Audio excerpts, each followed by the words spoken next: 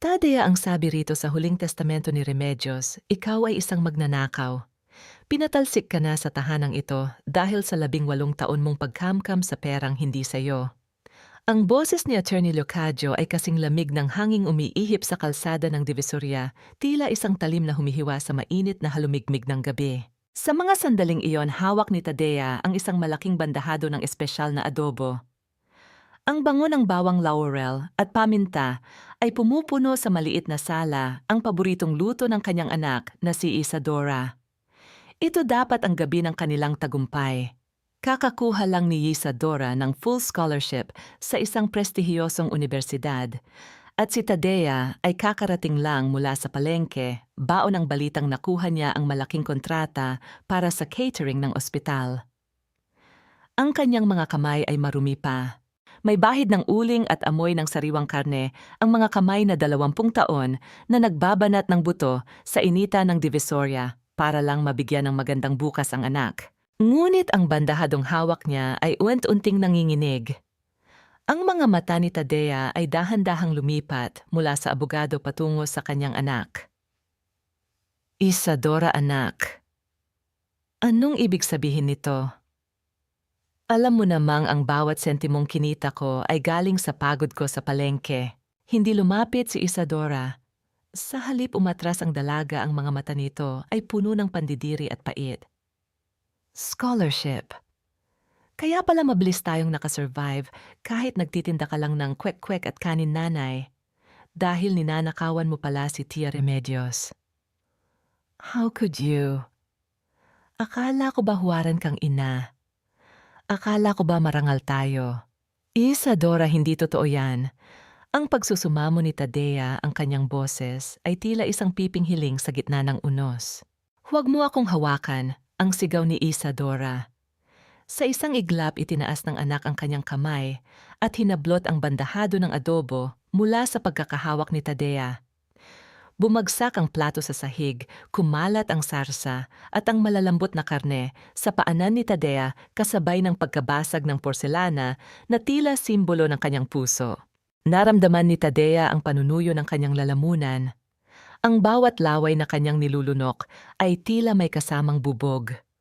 Ang kanyang mga tuhod ay nanghihina, tila ang semento sa ilalim ng kanyang mga paa ay dahan-dahang nagiging putik. Ang init ng mga luha ay nagsimulang gumuhit sa kanyang pisngi, ngunit walang tunog na lumabas sa kanyang bibig.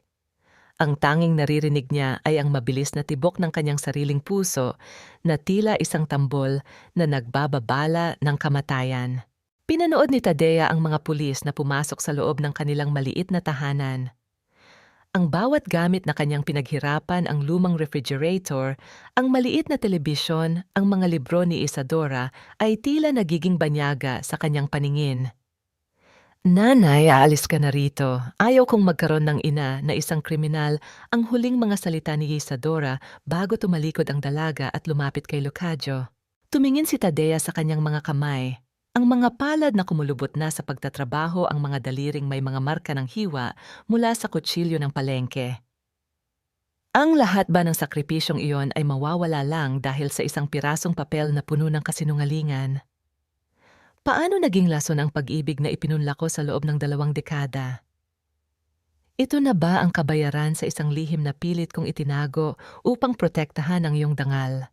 Tumalikod si Tadea, pasa ng bigat ng isang mundong gumuho habang ang amoy ng natapon na adobo ay nananatiling nakakabit sa kanyang damit, isang paalala ng huling gabing tinawag siyang ina ng sarili niyang anak.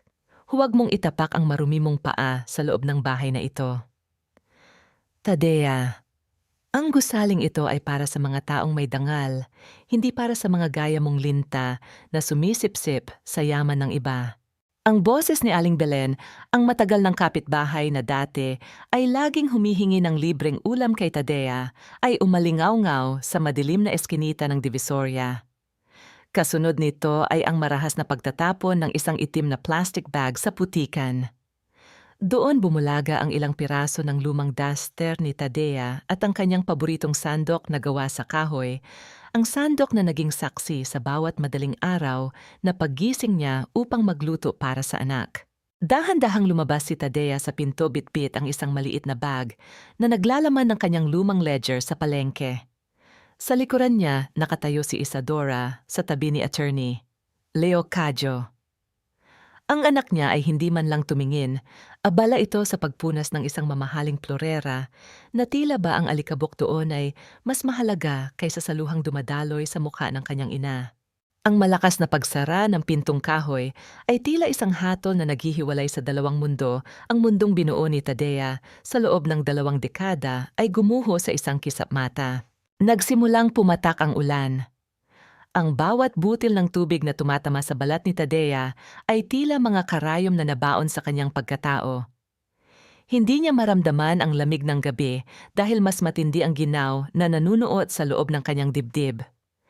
Habang naglalakad siya sa gitna ng palengke, ang mga taong dati ay bumabati sa kanya. Nang may ngiti ay dahan-dahang umiiwas, ang iba ay nagbubulungan habang nakaturo ang kanilang mga daliri. Tingnan mo yan, ang akala natin ay santita, yun pala ay magnanakaw. Ang narinig niyang bulong mula sa isang tindera ng tela. Tumigil si Tadea sa tapat ng isang saradong stall. Nanginginig ang kanyang mga kamay habang niyayakap ang kanyang lumang ledger. Ang ledger na ito ang tanging saksi sa bawat pisong kinita niya, bawat utang na binayaran, at bawat sakripisyong ibinigay niya para kay Remedios at Isadora. Ngunit sa mata ng mundo, siya ay isa ng kriminal. Ang kanyang lalamunan ay tila punong-puno ng tuyong buhangin at ang bawat hininga ay isang pakikipaglaban sa bigat ng kawalan ng katarungan. Paano ko ipapaliwanag ang katotohanan sa isang mundong mas gustong maniwala sa masamang balita? Hanggang kailan ko titiisin ang ganitong uri ng kahihiyan bago ako tuluyang lamunin ng dilim? Napaupo si Tadea sa isang basang bangko sa gilid ng kalsada. Ang putik sa kanyang paanan ay humahalo sa kanyang mga luha. Sa gitna ng labo ng kanyang paningin, dahil sa ulan napansin niya ang isang pares ng nakasisilaw na liwanag mula sa malayo. Isang malaki at makintab na itim na sasakyan ang dahan-dahang huminto sa kanyang tapat. Ang gulong nito ay nagsaboy ng kaunting tubig sa kanyang laylayan. Bumukas ang bintana ng sasakyan at mula sa loob ay lumabas ang isang boses na kasing talim ng kidlat at kasing lamig ng semento. Tadea Santiago, hindi ka nararapat na mabulok sa putikan. Sumama ka sa akin at ituturo ko sa iyo kung paano sunugin ang mundong tumalikod sa iyo. Napatitig si Tadea sa anino ng babaeng nasa loob ng sasakyan. Sino ang taong ito na tila alam ang bawat sugat sa kanyang puso? Huwag kang mag-alala, Isadora. Nandito ako para protektahan ka mula sa mga taong pilit kang hihilahin pababa kahit ang sarili mo pang ina. Ang boses ni Attorney Leo Cadjo ay kasing tamis ng pulot, ngunit ang bawat salita ay may dalang lason na dahan-dahang nanunuot sa isipan ng dalaga.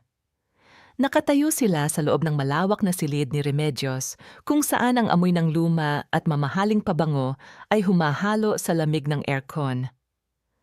Ang kaba sa dibdib ni Isadora ay tila isang ibon na pilit kumakawala, lalo na't ang bawat sulok ng bahay na ito ay nagpapaalala sa kanya ng huling mukha ng kanyang nanay Tadea, isang mukha ng pagkawasak na pilit niyang binubura sa kanyang alaala. Pero attorney, mahirap paniwalaan na magagawa ni nanay na magnakaw sa loob ng 18 taon, mahinang bulong ni Isadora habang nakatingin sa mga dokumentong nakalatag sa mesa. Siya ang nag-alaga kay Tia Remedios, siya ang nagpuyat sa bawat lagnat at ubo. Humakbang palapit si Leo Cadjo, ang kanyang mga kamay ay dahan-dahang pumatong sa balikat ni Isadora, isang kilos na tila nagbibigay ng kalinga, ngunit ang totoo ay isang paggapos. Iyan ang hirap sa mga taong mapagpanggap, Isadora. Ang pinakamatalim na patalim ay madalas na nakatago sa pinakamalambot na tela. Isipin mo bakit biglang lumala ang kondisyon ni Remedios matapos kumuha ng kontrata sa catering ang nanay mo, Saint. Bakit tila laging may kakaibang lasa ang pagkaing inihahanda niya para sa tiya mo? Ang bawat tanong ni Leo Cadjo ay tila mga tuksong bumubulong sa dilim. Naramdaman ni Isadora ang panlalamig ng kanyang mga kamay. Ang pagdududa na dati ay isang maliit na binhi ay dahan-dahang lumalaki sa kanyang dibdib.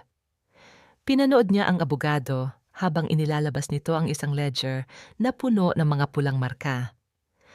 Ang bawat numero doon ay tila mga sumasampal na katotohanan na ang kanyang ina ay hindi ang santitang kanyang kinilala. Kailangan mong maging matatag, Isadora.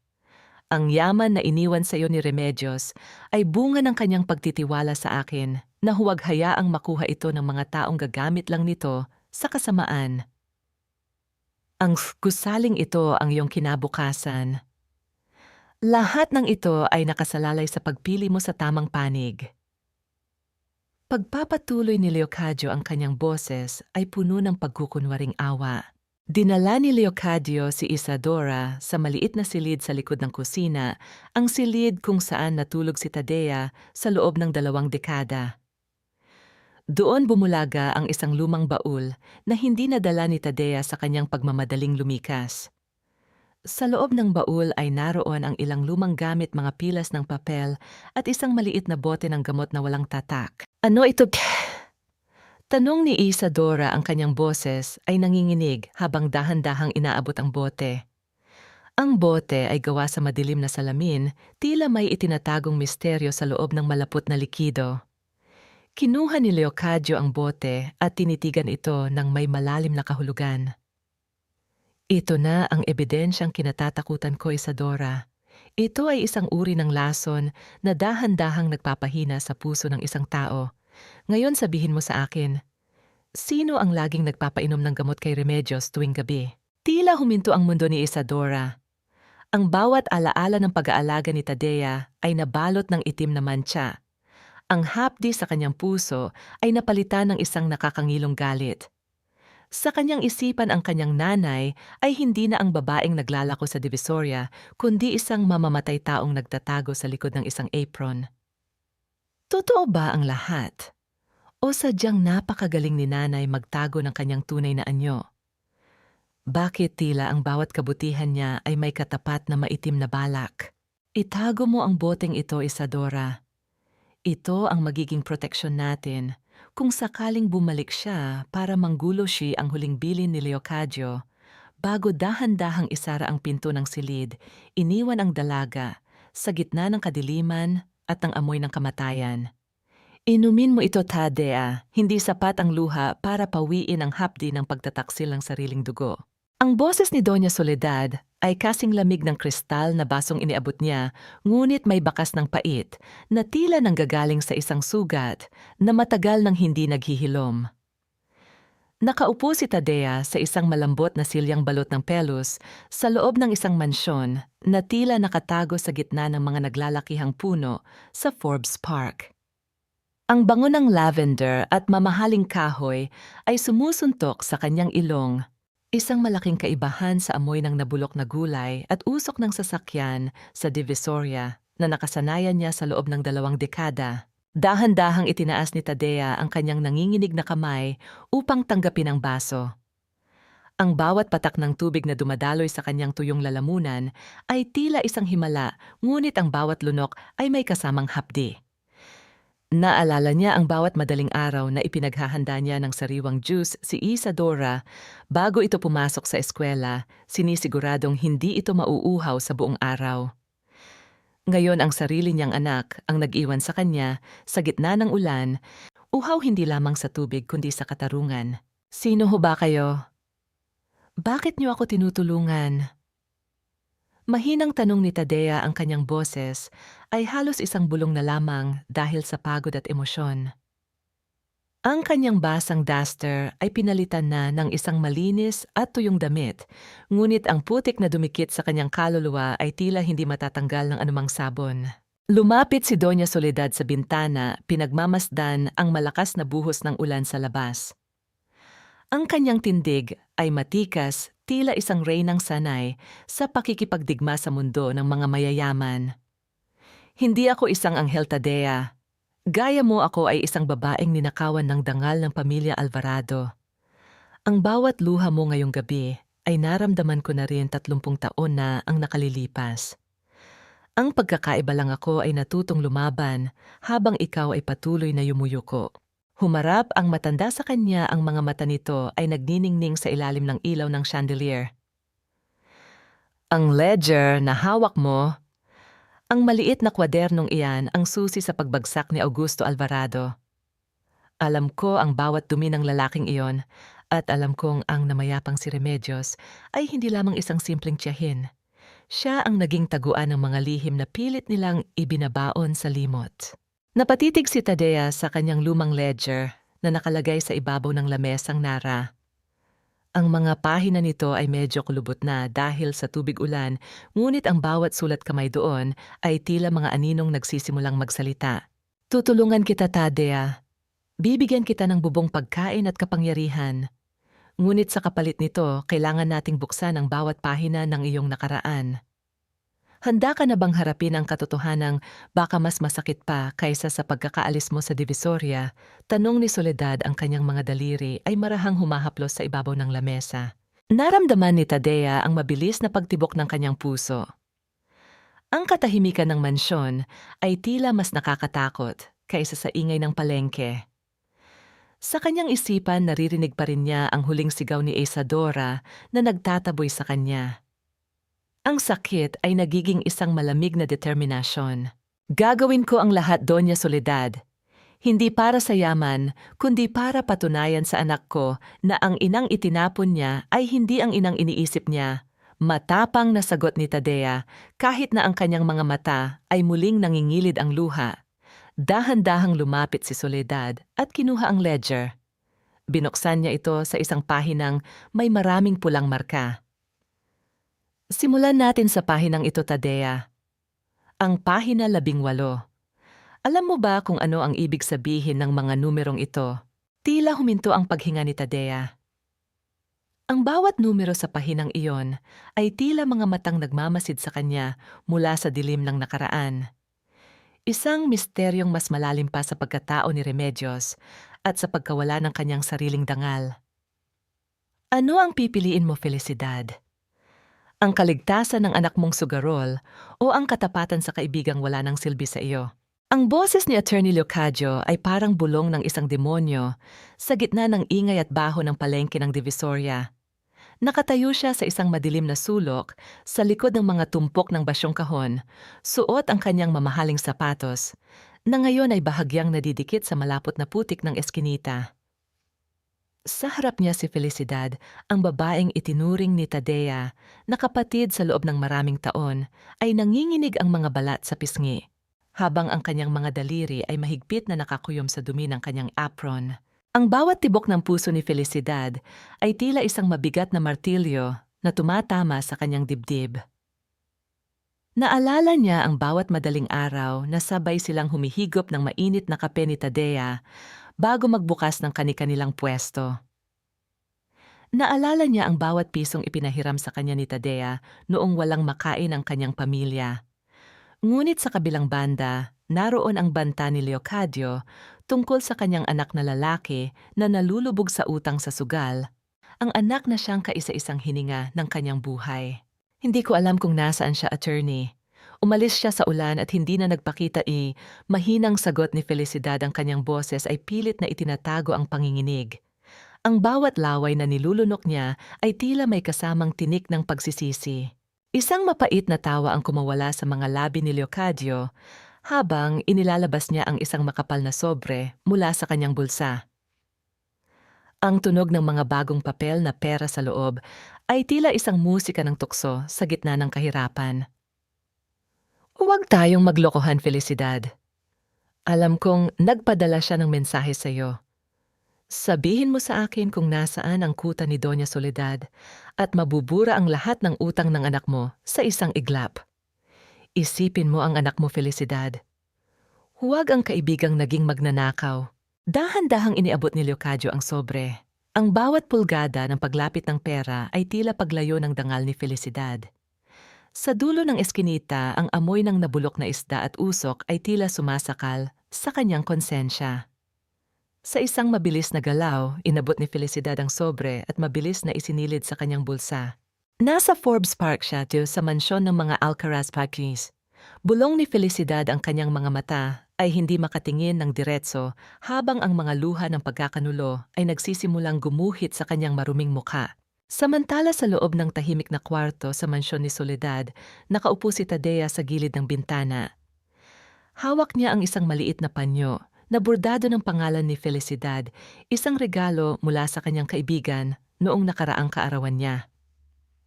Naramdaman ni Tadea ang isang kakaibang kirot sa kanyang dibdib, isang uri ng pangamba na hindi niya maipaliwanag. Naalala niya ang bawat tawa at kwentuhan nila sa palengke at ang pakiramdam ng guilt dahil iniwan niya ang kaibigan sa gitna ng kaguluhan sa Divisoria. Sana ay ligtas ka, Felicidad. Sana ay hindi ka nila madamay sa gulo ko, bulong ni Tadea sa hangin habang hinahaplos ang malambot na tela ng panyo. Hindi niya alam na sa mga sandaling iyon ang taong pinagkakatiwalaan niya ang siyang humila sa lubid na nakapulupot sa kanyang leeg. Biglang bumukas ang pinto ng kwarto at pumasok si Doña Soledad. Ang mukha nito ay puno ng seryosong babala. Tadea, kailangan nating kumilos ng mabilis. May mga hindi kilalang sasakyan na nakapalibot sa labas ng subdivision. Mukhang nahanap na nila ang pinagtataguan mo. Napatayo si Tadea, ang bawat kalamnan sa kanyang katawan ay nanigas sa takot. Paano nila nalaman? Wala siyang ibang pinagsabihan kundi ang isang tao lamang. Ang bawat pagtibok ng kanyang puso ay tila isang sigaw ng katotohanan na pilit niyang itinatanggi. Ang sakit ng pagtataksil ng kaibigan ay mas matindi pa kaysa sa sampal ng sariling anak. Sino ang nagbukas ng pinto para sa mga kaaway? Hanggang saan ang kayang isakripisyo ng isang kaibigan para sa sariling interes? Magtago ka sa silong, Tadea.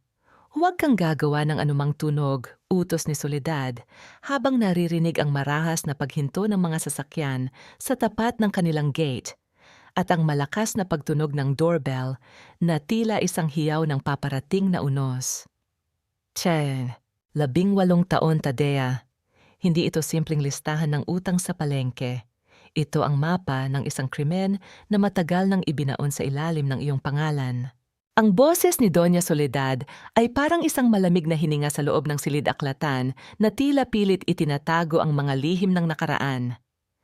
Sa labas ang ulan ay humupa na, ngunit ang katahimikan sa loob ng mansyon ay mas nakakabingi kaysa sa anumang kulog.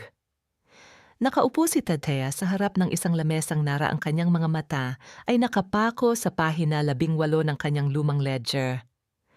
Ang bawat numero doon na nakasulat sa kupas na pulang tinta ay tila mga buhay na saksi na nagsisimulang magkwento ng isang katotohanang hindi niya kailanman inakala.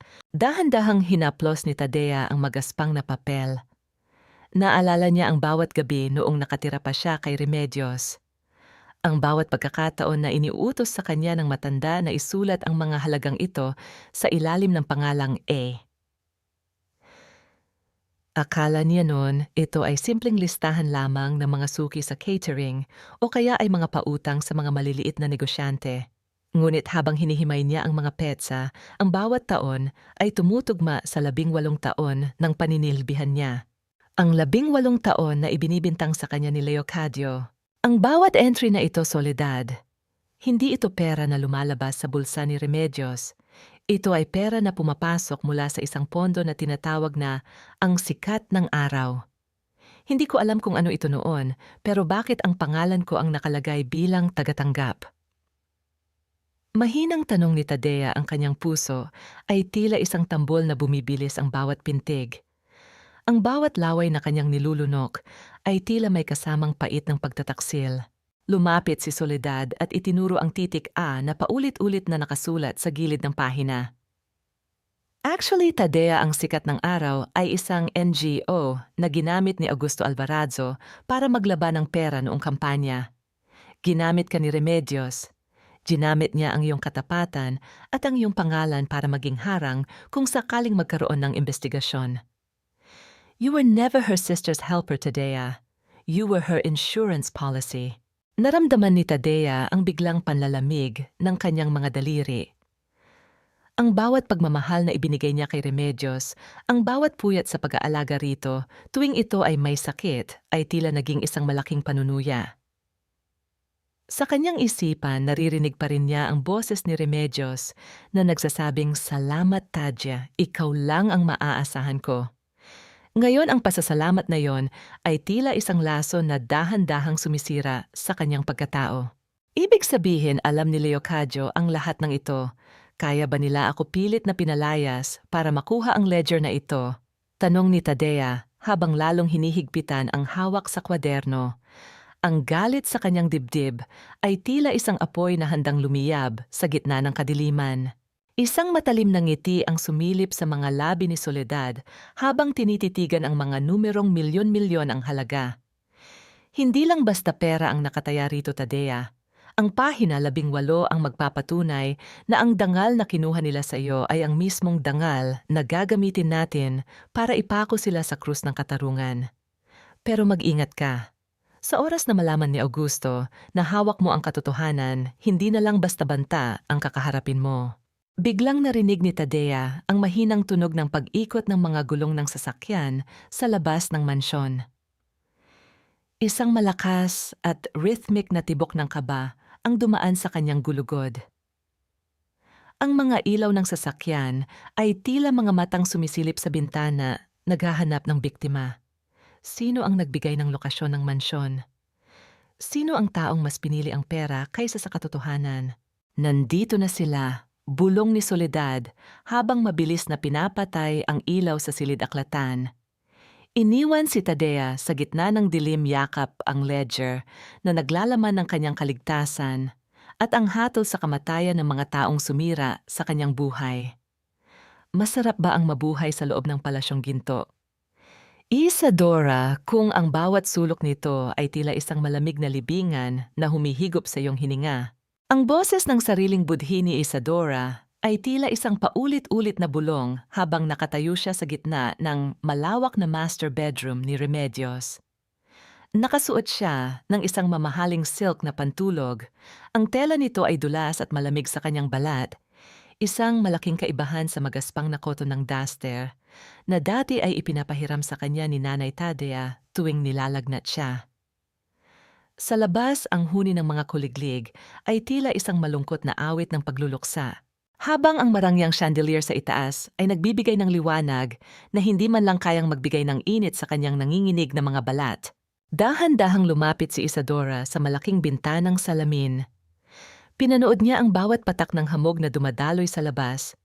Tila mga luha ng langit na nagpapaalala sa kanya ng gabi ng pagdiriwang na naging gabi ng trahedya. Naalala niya ang bawat butil ng kanin sa sahig, ang amoy ng adobong hinaluan ng putik, at ang huling tingin ng kanyang ina, isang tingin na puno ng sugat at pagtataka. Kailangan mong maging matatag, Isadora. Para sa iyong kinabukasan ito, bulong niya sa kanyang sarili habang pilit na kinukumbinsi ang puso na tama ang kanyang ginawa. Ngunit ang bawat laway na nilulunok niya ay tila may kasamang lasa ng pagsisisi. Biglang bumukas ang pinto at pumasok si Attorney Leocadio. Ang kanyang mga hakbang sa makinis na marmol ay lumilikha ng isang rhythmic na tunog ng awtoridad at katiyakan. May dala siyang isang baso ng mainit na gatas, ang usok nito ay dahan-dahang umaakyat sa hangin tila isang mapanlinlang na kalinga. Bakit hindi ka pa natutulog, Isadora? Masyado ka bang nasisilaw sa bagong buhay mo? Tanong ni Leocadio, ang kanyang boses ay puno ng malambot na pang-uuyam. Inumin mo ito, kailangan mong magpahinga dahil bukas ay marami tayong pipirmahang papeles para sa tuluyang paglilipat ng tuwanya sa pangalan mo. Inabot ni Isadora ang baso. Ang init nito ay tumagos sa kanyang palad, ngunit hindi nito naabot ang lamig sa loob ng kanyang dibdib. Attorney, minsan ba ay naisip mo, nasaan kaya si nanay ngayon? Sa gitna ng ganitong kalakas na ulan, may bubong kaya siyang masisilungan. Isang mapait na tawa ang kumawala sa mga labi ni Leocadio habang dahan-dahan niyang inaayos ang kanyang kurbata. Huwag mong sayangin ang luha mo sa isang babaeng nagnakaw sa atin, Isadora. Ang mga taong gaya ni Tadea ay parang mga damo. Kahit saang kanal sila mapunta, mabubuhay sila dahil sanay sila sa dumi. Mas mabuting isipin mo ang iyong sarili. Ang yaman ni Remedios ay hindi para sa mga mahihina ang loob. Tumalikod ang abogado at naglakad patungo sa pinto. Ngunit bago siya lumabas, tumigil siya at lumingon ng may kakaibang ningning sa mga mata. Tandaan mo, Isadora, ikaw ang reyna ng gusaling ito ngayon. At ang mga reyna ay hindi umiiyak para sa mga aliping nagtraidor sa kanila. Nang muling maiwang mag-isa, dahan-dahang naupo si Isadora sa gilid ng kama. Napatingin siya sa kanyang sariling mga kamay, malinis walang mantsa, ng uling walang amoy ng palengke. Ngunit bakit tila mas mabigat ang pakiramdam niya ngayon kaysa noong nagbubuhat siya ng mabibigat na basket sa Divisoria? Naalala niya ang isang gabi 10 taon na ang nakalilipas. Wala silang pambili ng gasul, kaya gumamit si Tadea ng uling para magluto ng hapunan. Maitim ang mukha ng kanyang ina, pagod na pagod, ngunit nang abutan siya nito ng plato, ang bawat subo ng kanin ay tila punong-puno ng pag-ibig. Ngayon sa harap niya ay ang pinakamasasarap na pagkain, ngunit ang bawat lunok ay tila isang parusa. Isang matinding pangungulila ang biglang sumuntok sa kanyang dibdib. Yumuko siya at hinayaan ang unang pumatak na luha na mabasa ang kanyang mamahaling seda. Nay, bakit kailangang mangyari ito? Bakit mo ako niloko? Bulong niya sa gitna ng katahimikan. Ngunit ang katahimikang iyon ay muling binuwag ng mahinang tunog ng boses mula sa pasilyo. Dahil hindi pa tuluyang nakasara ang pinto, narinig ni Isadora ang boses ni Leocadio na tila may kausap sa telepono. Ang kanyang boses ay hindi na malambot. Ito ay naging matigas at tila may itinatagong maitim na balak. Huwag kang magmadali, Senator. Hawak ko na ang bata. Sa oras na mapirmahan niya ang mga dokumento, maaari na nating dispatsahin ang problema. Ang tuwa niya ay magiging paraan para malinis ang lahat ng dumi natin. Si Isadora isang kasangkapan lang siya. Sa huli siya ang babagsak habang tayo ay mananatiling malinis. Ang boses ni Leocadio ay umalingaw-ngaw sa pandinig ni Isadora, tila isang malamig na tubig na ibinuhos sa kanyang buong pagkatao. Nanigas ang mga daliri ni Isadora sa gilid ng kama. Ang baso ng gatas na hawak niya ay dahan-dahang dulas mula sa kanyang kamay, bumagsak sa makapal na alpombra, nang walang ingay, ngunit ang laman nito ay kumalat na tila isang mantsa na hindi na mabubura. Isang kasangkapan lang siya. Sa huli siya ang babagsak habang tayo ay mananatiling malinis. Ang boses ni Leocadio ay patuloy na umuukit sa pandinig ni Isadora, tila isang lason na dahan-dahang pumapatay sa bawat hibla ng kanyang pagkatao. Nanatiling nakasandal ang dalaga sa malamig na pader ng pasilyo, ang kanyang mga kamay ay nakatakip sa kanyang bibig upang pigilin ang anumang tunog ng paghikbi. Ang bawat tibok ng kanyang puso ay tila isang marahas na paghampas sa kanyang dibdib. Habang ang lamig ng pawis ay dahan-dahang gumuguhit sa kanyang noo.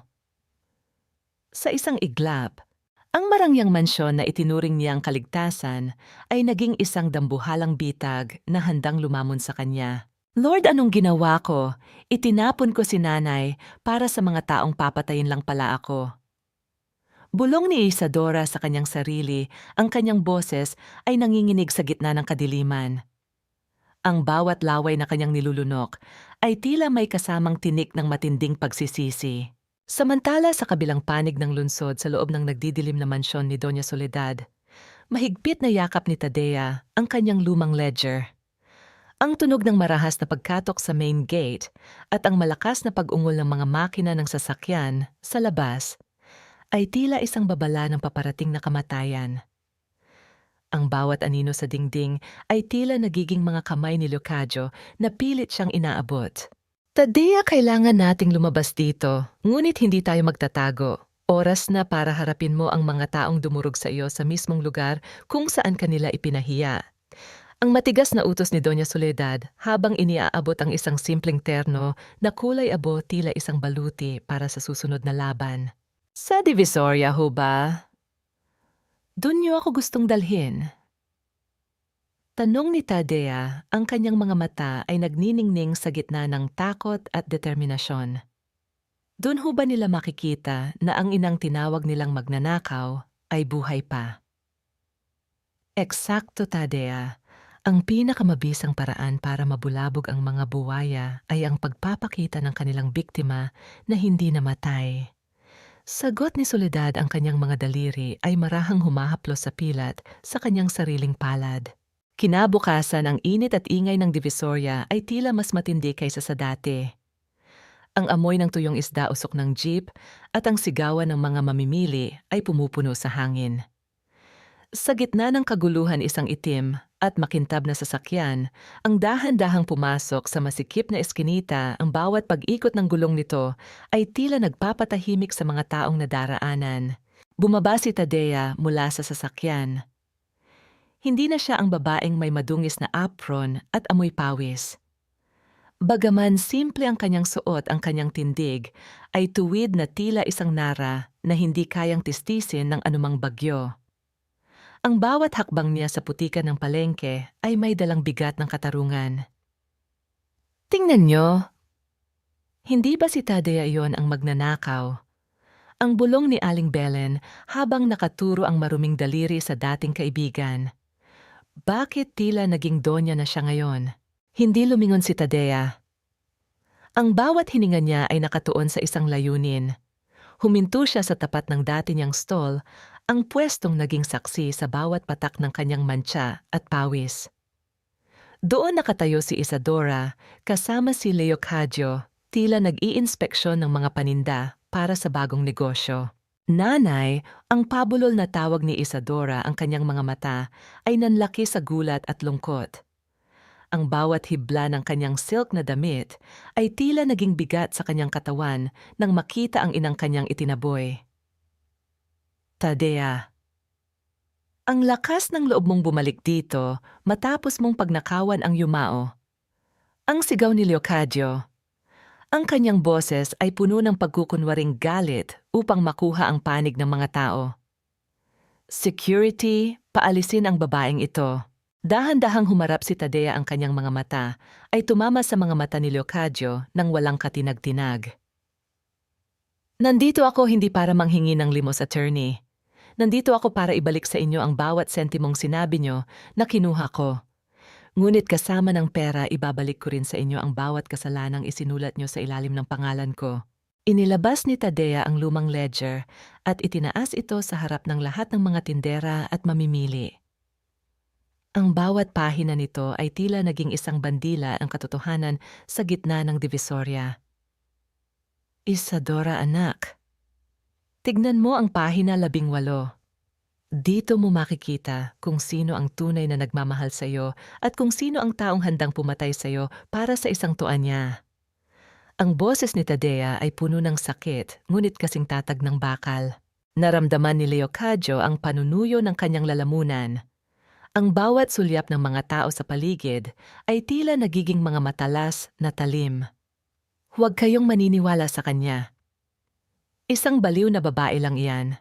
Ngunit bago pa makakakilos ang mga security guard, isang boses mula sa likuran ng stall ang nagpatahimik sa lahat. Isang boses na puno ng takot at pagsisisi.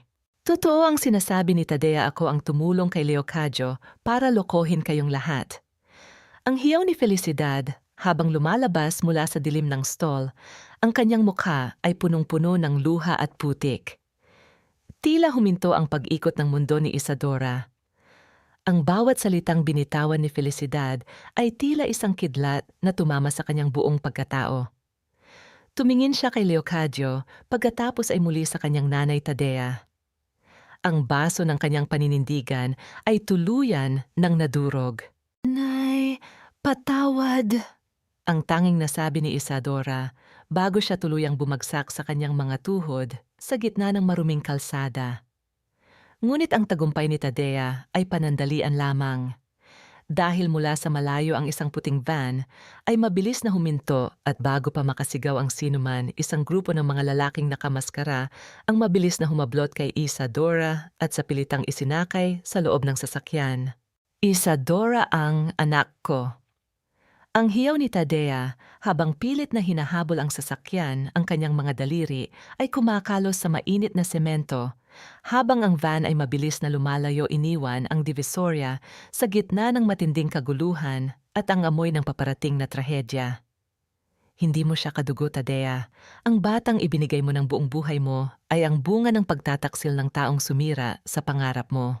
Ang mga salitang binitawan ni Doña Soledad ay tila mga tipak ng yelong bumagsak sa likuran ni Tadea, nagdulot ng isang matinding pamanhid na gumapang mula sa kanyang mga paa hanggang sa kanyang sentido. Sa loob ng opisina ni Soledad, ang tanging naririnig ay ang mahinang huni ng orasan sa dingding na tila bawat detik nito ay isang pagbibilang sa natitirang piraso ng katinuan ni Tadea. Nakatayo siya roon. Ang kanyang mga kamay ay nanginginig habang hawak ang isang lumang sobreng kulay kape, isang sobreng naglalaman ng lihim na mas mainit pa sa apoy na lumalamon sa Divisoria. Anong ibig niyo hong sabihin? Ang boses ni Tadea ay halos isang pabulol na hiling, tila natatakot na kapag narinig niya ang kasunod na salita, tuluyan ng guguho ang langit na pilit niyang itinatayo sa loob ng 2 dekada. Ang bawat laway na kanyang nilulunok ay tila may kasamang bubog mahapdi at nakakasugat sa kanyang lalamunan. Lumapit si Soledad, ang kanyang mga mata ay puno ng isang uri ng habag na hinaluan ng pait. Si Isadora. Hindi siya ang batang isinilang mo na binawian ng buhay sa Ospital Tadea. Siya ang anak ni Remedios at ng Senator Augusto Alvarado. Ibinigay siya sa iyo ni Remedios dahil ikaw ang pinakatapat na taong kilala niya, ang taong kayang magpalaki ng isang bata nang walang tinatanong basta't may pagmamahal. Naramdaman ni Tadea ang biglang pag-ikot ng paligid. Ang malambot na alpombra sa ilalim ng kanyang mga paa ay tila naging isang malalim na hukay. Ang bawat alaala ng pag-aalaga niya kay Isadora ay dumaan sa kanyang isipan, ang unang hakbang ng bata, ang unang pagtawag nito ng nanay, ang bawat madaling araw na pinupunasan niya ang lagnat nito gamit ang basang bimpo. Lahat ng iyon, ang lahat ng sakripisyong iyon, ay para sa anak ng babaeng gumamit sa kanya at ng lalaking nag-utos na hiyain siya sa harap ng palengke. Anak siya ni Augusto. Bulong ni Tadea, ang kanyang mga daliri ay dahan-dahang napahigpit sa sobre. Ang batang ipinaglaban ko, ang batang itinuring kong hininga ng buhay ko, ay ang dugong Alvarado. Isang matinding pangungulila at pait ang sumuntok sa kanyang dibdib. Naalala ni Tadea ang bawat haplos niya sa buhok ni Isadora, ang bawat panalangin inialay niya sa Birhen para sa kaligtasan ng anak. Ngayon, ang bawat haplos na iyon ay tila naging isang matalim na paalala ng isang malaking kasinungalingan. Naramdaman niya ang init ng mga luha na dahan-dahang gumuguhit sa kanyang maruming pisngi, ngunit ang bawat patak nito ay hindi nagdadala ng ginhawa, kundi ng higit na bigat. Ipinagpalit ni Remedios ang sarili niyang anak para sa kanyang dangal, at ikaw ang ginawa niyang kargador ng kanyang kasalanan. Pagpapatuloy ni Soledad, ang kanyang boses ay tila isang hatol. At ngayon ang lalaking iyon, ang senator na iyon, ang nagpapahanap sa sarili niyang dugo, hindi dahil sa pagmamahal, kundi dahil kailangan niyang burahin ang huling ebidensya ng kanyang nakaraan bago ang eleksyon. Tumingin si Tadea sa bintana, kung saan ang dilim ng gabi ay tila isang dambuhalang kabaong na handang lumamon sa kanya. Ang kanyang anak, ang kanyang Isadora, ay nasa panganib. At ang panganib na iyon ay nanggagaling sa mismong dugong nananalaytay sa mga ugat nito.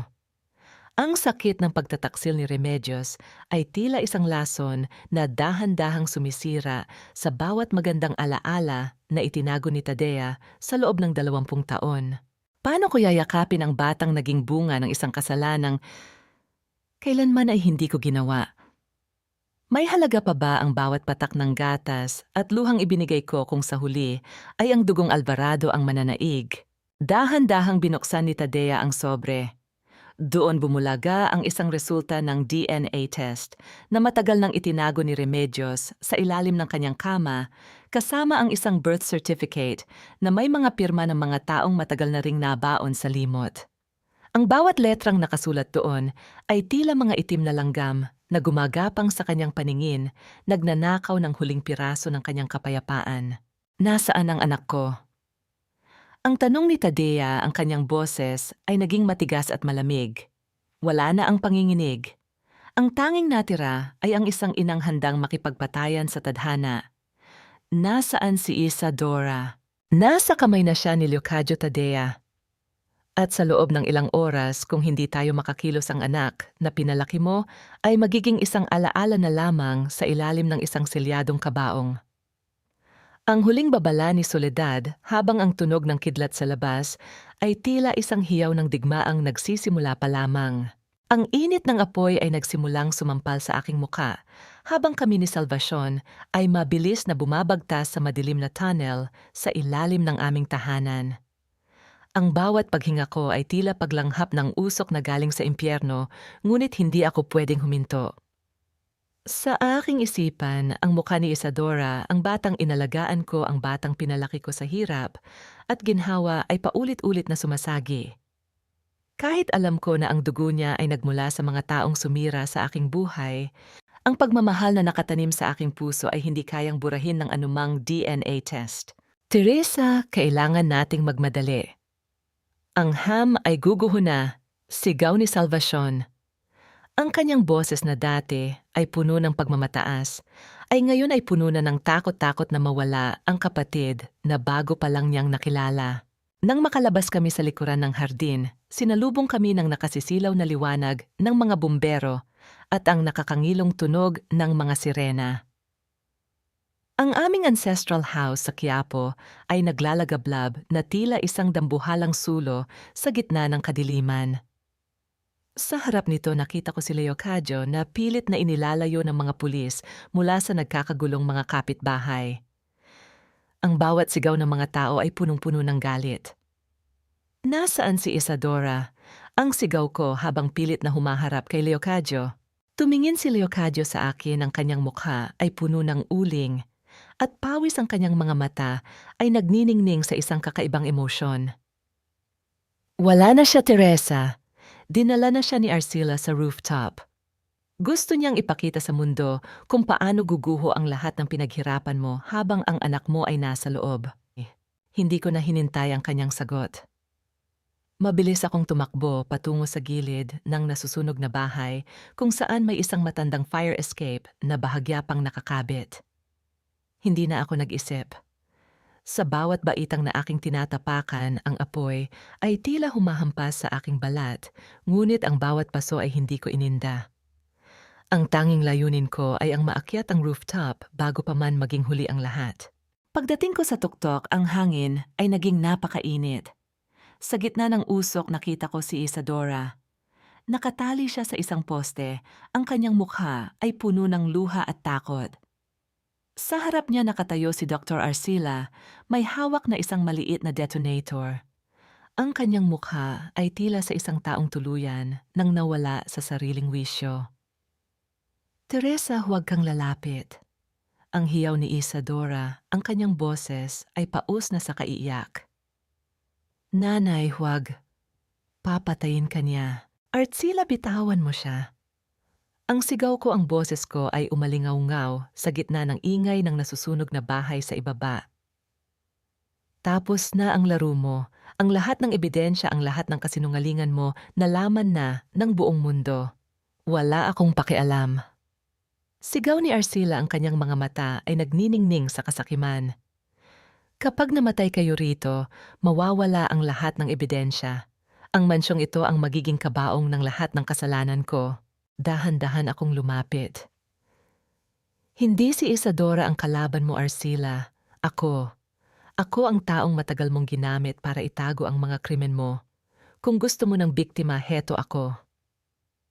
Sa isang mabilis na galaw, kinuha ko ang cellphone mula sa aking bulsa at ipinakita ang screen nito sa kanya. Nakikita mo ba ang live stream na ito? Pinapanood ka na ng buong Manila. Hindi ka na makakatakas. Nang makita ni Arcila ang screen, sandaling bumitaw ang kanyang konsentrasyon. Sa pagkakataong iyon, mabilis na kumilos si Salvation. Mula sa likuran, ginamit niya ang kanyang buong lakas para itulak ang doktor palayo kay Isadora. Ang detonator ay nahulog sa sahig. Isadora, mabilis kong nilapitan ang aking anak at kinalas ang mga tali. Nang maramdaman ni Isadora ang aking yakap, doon tuluyang bumagsak ang lahat ng pader sa kanyang puso. Nanay, patawad, patawad, Nay. Hindi ko alam ang lahat ng ginawa nila. Shh! Tahan na anak, nandito na si nanay. Ang bulong ko habang nilalayo ko siya sa gilid ng rooftop. Sa ibaba narinig ko ang malakas na sigawan ng mga bumbero at ang pagpasok ng mga pulis sa rooftop. Si Arcila ay pilit na lumalaban, ngunit sa huli siya ay dinagan ng mga tauhan ng batas. Habang nakaposas siya, tumingin siya sa akin nang may pagkamuhi isang tingin na puno ng lahat ng kasamaan na matagal niyang itinago. Habang inilalayo kami ni Salvation, mula sa nagliliyab na rooftop, lumingon ako sa aking anak. Ang aming mga damit ay punong-puno ng uling, ang aming mga mukha ay basang-basa ng pawis at luha. Ngunit sa gitna ng trahedya, ang aming mga kamay ay magkahawak pa rin. Ang bahay Villarreal ay tuluyan ng gumuho sa likuran namin. Ang bawat piraso ng kasaysayan nito ay naging abo na lamang. Ngunit sa gitna ng pagguho na iyon ng aking pamilya, ang totoo kong pamilya ay muling nabuo. Nanay Pai ang muling bulong ni Isadora, ang kanyang boses ay puno ng pagsisisi at pagmamahal. Kahit anong mangyari, kahit ano pa ang sabihin nila, ikaw lang ang nanay ko. Ang bawat luhang pumatak sa aking balikat ay tila isang bagong simula. Ang kuyapo ay muling babangon at ang aming kwento ay hindi matatapos sa apoy kundi sa isang mas malalim na pagmamahalan. Ang hanging umiihip sa loob ng compound ng mga Villarreal ay hindi na amoy usok. Ito ay amoy ng basang lupa at bagong simula. Nakatayo kami ni Isadora sa gitna ng guho ng aming ancestral house. Ang mga pader na dati ay saksi sa aming paghihirap ay isa na lamang tumpok ng mga bato at sunog na kahoy. Ngunit sa ilalim ng mga ito, nahanap ng mga awtoridad ang mga kahon na pilit na itinago ni Dr. Arcila at ni Leocadio, ang mga Chung Tugok orihinal na kasulatan ng mga lupain sa Quiapo na ninakaw nila sa mga maralitang pamilya. Naitingnan mo ito, tawag ni Isadora. Hawak niya ang isang lumang dokumento na bahagyang nasunog ang gilid, ngunit malinaw pa rin ang nakasulat na pangalan. Ito ang original na titulo ng lupa na pinagtatalunan ng lahat. Nakapangalan ito sa aming lolo, ngunit sa ilalim nito, may isang dokumentong nagpapatunay na ang paglilipat ng lupa kay Don Teodoro ay dumaan sa isang legal na proseso na pilit nilang binura. Ang mga titulong ito, Isadora, ay hindi lang basta papel. Ang paliwanag ko habang hinahaplos ang dokumento. Ito ang buhay ng daan-daang pamilyang pinalayas nila. Ang bawat square meter ng lupang ito ay may kalakip na hiling ng hustisya. Habang pinagmamasdan namin ang mga papel, lumapit si Salvation. Ang kanyang mga mata ay hindi na mapanuri, kundi mapayapa na. Teresa, ang mga titulo ng bahay na ito at ng mga lupain sa paligid ay nasa pangalan mo na ngayon. Ayon sa desisyon ng korte, dahil napatunayan na ang pag-aari nito ay galing sa ilegal na paraan ng mga Alvarado at Arcila, ibinalik na ito sa mga tunay na tagapagmana, sa'yo. Napatingin ako sa paligid. Ang lupaing ito na nagdulot ng 18 taong dusa sa akin ay nasa ilalim na ng aking kontrol. Tiningnan ko si Isadora, ang dalaga na dati ay nangangarap ng karangyaan, sa tabi ng mga taong mapang-api ngayon ay nakasuot ng simpleng t-shirt at maong nakatayo sa tabi ko nang walang anumang pag-aalinlangan. Hindi ko ito kailangan bilang yaman na sabi ni Isadora habang hinahawakan ang aking kamay. Gawin nating sentro ng community kitchen. Gawin nating tahanan ng katotohanan. Dito ang mga ina na gaya mo ay hindi na kailangang dumanas ng pag-aalinlangan at kahihiyan. Isang mainit na luha ang dumaloy sa aking pisngi. Ang bawat paghihirap, ang bawat sampal ng tadhana ay nagkaroon ng kabuluhan sa sandaling iyon. Hindi pala sapat ang maging matatag. Kailangan din nating maging malaya mula sa nakaraan. Habang naglalakad kami palayo sa mga guho, sinalubong kami ni Aling Marites. Ngunit wala na ang kamera niya. Hawak niya ang isang basket ng mga sariwang prutas at gulay. Teresa, patawad sa lahat ng tsismis na ikinalat ko. Handa kaming tumulong sa pagpapatayo muli ng bahay niyo. Ang buong Quiapo ay nasa likod niyo na. Ang bawat kapitbahay na dati ay umiiwas sa akin, ngayon ay lumalapit upang humingi ng tawad at mag-alok ng tulong. Ang public hiya na ginamit nila para sirain ako ay naging public support na nagtayo sa akin muli. Ngunit sa gitna ng lahat ng ito, isang mensahe ang dumating sa aking telepono. Mula kay Leocadio, Teresa, kahit nasa loob ako ng kulungan, ang mga kasama ni Arcila ay hindi titigil.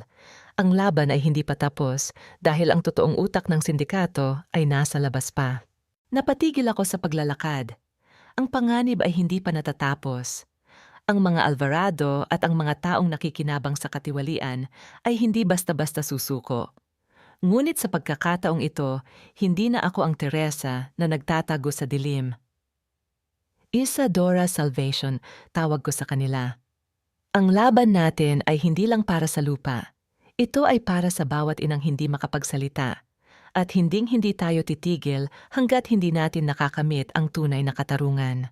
Ang bawat hakbang namin palayo sa Quiapo ay puno ng pag-asa. Ang Bandichuk o ang habilin ng aming mga ninuno ay hindi na isang sumpa. Ito ay naging isang panata na kahit anong laki ng apoy ang katotohanan, ang mananatiling nakatayo. 5 taon ang nakalipas at ang lugar sa Quiapo na dati ay punong-puno ng abo at pait ay naging isang buhay na patotoo ng paghilom. Ang tahanan ng katotohanan ay hindi na lamang isang gusali. Ito ay naging sentro ng komunidad.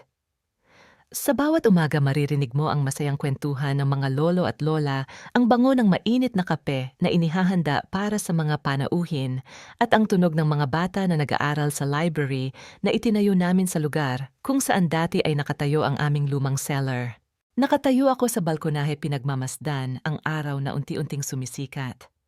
Ang liwanag nito ay tila isang haplos na nagpapaalala sa akin ng lahat ng aking pinagdaanan. Si Isadora ay isa na ngayong matagumpay na culinary expert. Ang kanyang mga luto ay hindi lamang masarap, ang bawat putahe ay may halong kwento ng pag-asa. Hindi na siya ang dalagang nabulag ng karangyaan. Siya na ngayon ang aming head chef, na personal na nagtuturo sa mga batang ina sa Divisoria kung paano magpatakbo ng sariling negosyo. Nakita ko siyang lumabas ng kusina, suot ang kanyang puting apron at masayang kinuha ang kamay ng aking ama, si Don Teodoro, para igala sa hardin. Ang aking ama, bagaman may edad na, ay payapa na ang kalooban. Hindi na niya naaalala ang trahedya. Ang tanging naroon na lamang ay ang saya ng kasalukuyan.